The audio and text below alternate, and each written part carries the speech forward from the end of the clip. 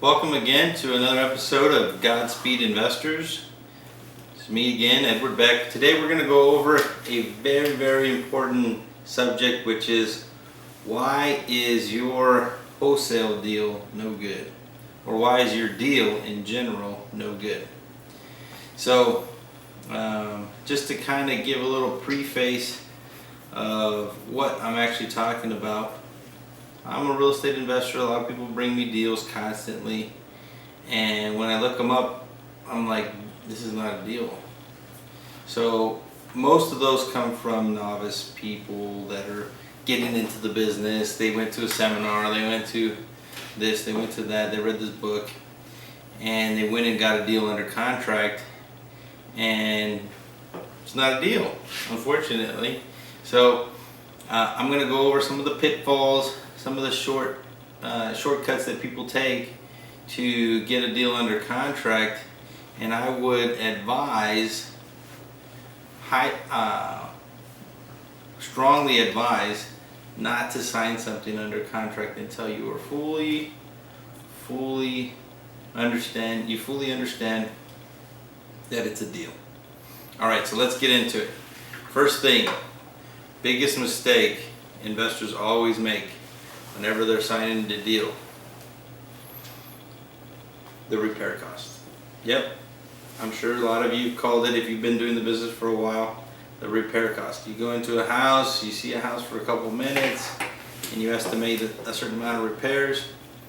The repairs are way off. And this is the rub on this one.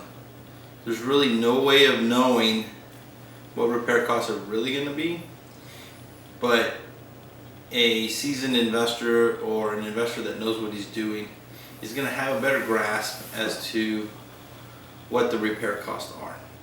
Okay, so how do you learn what's better about repair costs? Well, you can learn from somebody else, glean off of them, talk to your contractors when they're fixing a house.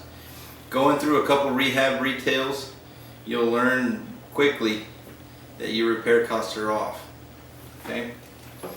Second one, let's see if you can guess it. The value. Yes, the value. How much is the property actually worth? A lot of people get this one so wrong. I used to do appraising, so I did appraising for a little bit. Just wanted to figure out what appraising, how it works, things of that nature. Now, appraising doesn't necessarily mean market value. An appraisal is a justifiable price for the bank. Okay, so it's a justifiable price. You can justify that this house can be worth this much through market data. Okay, does that mean that's what market will provide? No. The true value of a property is what the market will pay for it. Now, unfortunately, what the market will pay for something and an appraisal will sometimes conflict. Okay, because there's not adequate market data to justify the price. Happens all the time. Okay, so how do you do that? You base everything off of what is a justifiable price for the appraisal, and then you have to go below that. If market data is below that, then that's what you base it on. If appraisal value is higher or market value is higher, then you go on the appraisal. Okay, you always want to go for that bottom number. How do you figure out what market data is and what the appraisal value of a house is?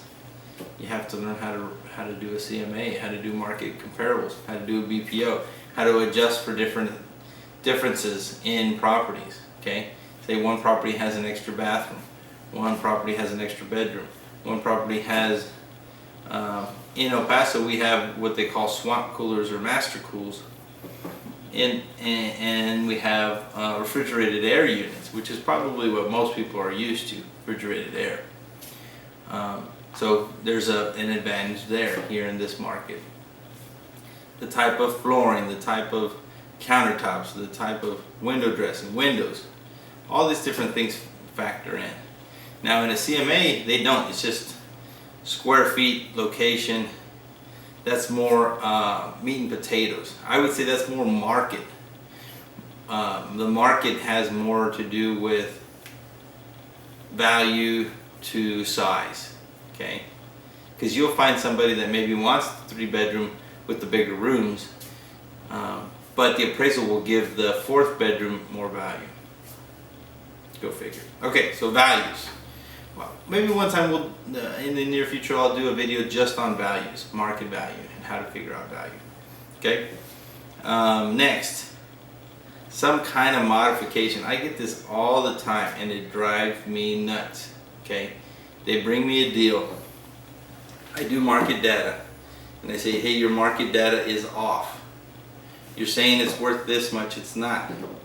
They say, "Oh, well, if you add a garage, or if you enclose this garage, or if you put AC in the sunroom, or if you put a golden toilet in the master bedroom, it'll be worth X amount of dollars." Don't base your values on modification. You could do updating, but not modification. Market data will be market data. Okay, and it's always better to be conservative. So I would say that, or add this addition. Never. If you're an investor, don't add, don't enclose, don't do any of those modifications.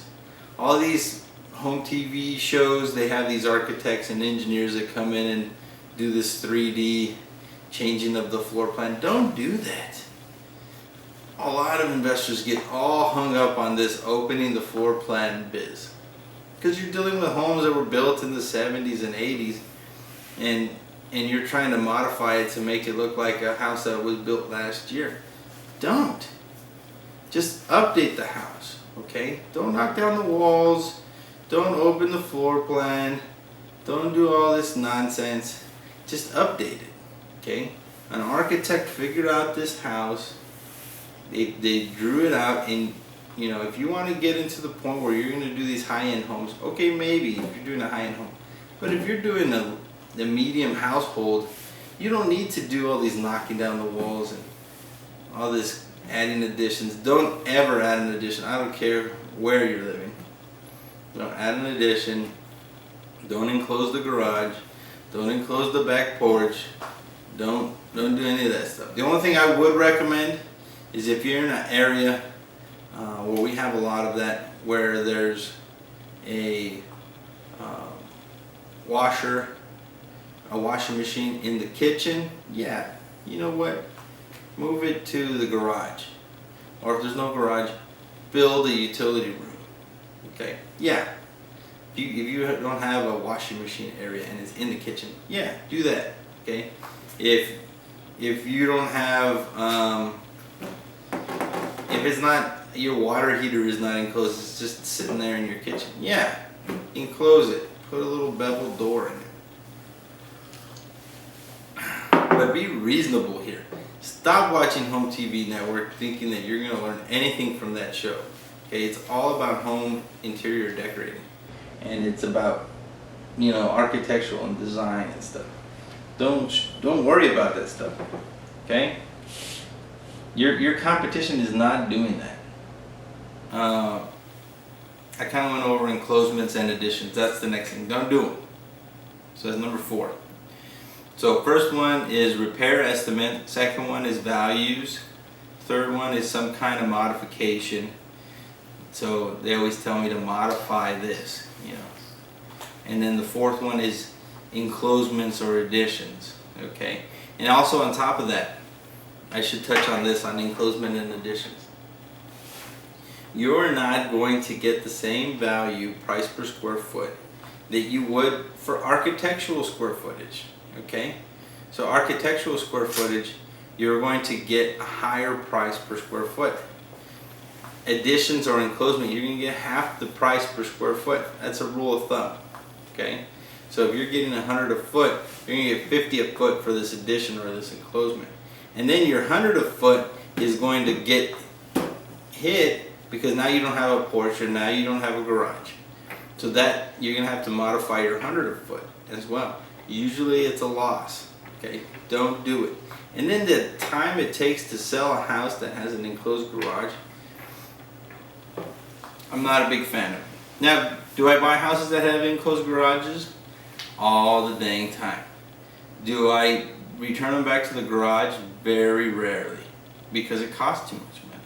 Okay, I'd rather just fix it the way it is and put it on the open market. A big thing too is you're going to want to look around the neighborhood, and you're going to want to see, is there enclosed garages in my neighborhood that I'm trying to sell this house? Is there additions in this area? Can I find a comp that will justify it? What does this comp look like? That kind of stuff. Fifth, what's the condition of your property? That's all going to come down to your comparables. What I like to do when I'm doing my comparative market analysis is I'll find 3 to 4 really good comparables in the area, comparable square footage, preferably something that doesn't have an enclosed garage, unless I have an enclosed garage, and use that comparable to figure what that hit for the enclosed garage really is. Okay, because if you have market data, it's market data. It's nothing better than, you know, Home TV Network guy, the two brothers on Home TV Network, and what they think. Who cares? You got market data in your area within half-a-mile radius without crossing any major streets, and that's what your advantage is. You know, you got to use what you have there. Stop getting emotional about it. Stop it. I'm just laughing. Stop it. Okay, so most of the time I get these calls. Let me give you a role play. They call me, hey, I got this deal on 1234 My Place Avenue. So I look up the address, say the property, we'll just say for argument purposes, is valued at 100 grand. Okay. They come to me and they say, oh, the market says that the house is worth 120 grand. First off, I'm already thinking there's no deal here, because we got a $20,000 difference on what we think value is. Okay, so $20,000. Then they come back and they say, oh, you know, the repairs are 15 grand. Okay, I go look at the property, the repairs are 20 grand. Because this wholesaler has never bought and fixed a house in his life. So he had no idea what it cost to paint a house. He's like, well, my cousin said he painted for $500. Well, I don't know your cousin, and I don't know if he's a good painter, and he's probably not licensed and insured, and he probably will run out on me in the middle of the job. So I'm not going to hire your cousin, okay? And then you won't sell me any more wholesales. So your repairs are off. Okay, then, you know, you say, well, you know, the reason I had 120 is because, you know, it's got a carport, but if you turn that into a garage, man, you know, that's going to give you another 15 grand. Come on, stop doing that. Stop doing that. It's the $15,000 upgrade for enclosing the garage is not going to give me 20 grand. Even if it did, it's going to cost me 10 grand to enclose the garage anyway. So stop it. And then, you know, the condition. This more comes into not necessarily why your deal is no good, but it's more of when you're trying to sell a house, you got to make sure you know the comparables. If you're basing your comparable on this house, and this house has granite countertops, and you're putting Formica, thinking you're going to get the same value, you're not. Okay, you have to have that feel, and most of the time as investors, we're going to have this stale feeling on our houses. Why? Because they're empty. Nobody's living there. Okay, they're empty. So this is not going to have this warm feeling when they go into somebody's house and they can feel all the love in the house. So you really have to give it a little bit more than your competition, because you're not going to be living there, and you're not going to have, you know, the wife coming, oh, you want some tea while you walk around the house, and that's going to help sell the house. We're not going to have no tea when you come to look at our house. You're not going to have a little kid walking around the house. So In closing, make sure you get a good repair estimate. Make sure your values are not off, and I'll do a video later about values and how to get values. It's going to be the same way across the United States of how to get values. Now you might use a different listing services that the realtors use, but it's all the same. You know, the most important thing in real estate is location. Okay? So don't try and cross any major streets when you're doing values. Okay? And don't go in there thinking you're going to modify it and it's going to change the value. Stop that. Enclosements and additions, don't do them. Don't do them. Okay? What's the condition that needs to be to sell? You got to use your comparables on condition. Okay? Get into the pictures. Go through each picture. Take notes. You know, don't go into this willy-nilly. You're going to do, probably if you're starting one deal, maybe a month. So take your time. Don't rush through the CMA. That's the most important part. Find out what the condition is. Find out how long it takes to sell. Find out even how much seller contributions was given.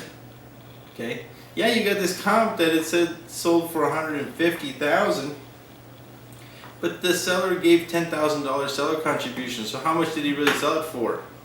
$140,000. Sorry, you got to take into account the seller contributions, because that's money out of my pocket. Okay, so if I'm competing against this guy, he's willing to take a $10,000 seller contribution, and I'm not willing to do that, then I'm not going to sell my house, and he is. Okay, so that's why I have to be comparable at the same price. All right, well that's it, guys, and thank you so much for today, and we'll see you next time at Godspeed Investors. Goodbye. God bless.